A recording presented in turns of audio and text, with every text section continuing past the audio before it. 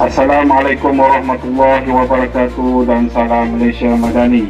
Tuan-tuan dan puan-puan, ini adalah perkongsian maklumat daripada Pejabat Penerangan Daerah Langkawi.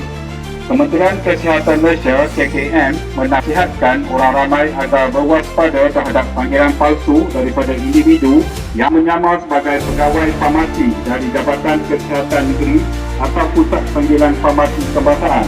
Mereka mendakwa mampir terlibat dalam kes salah guna ubat atau kesalahan Jabatan Kesihatan. Ingat, KKM tidak pernah meminta maklumat peribadi atau bayaran melalui telefon.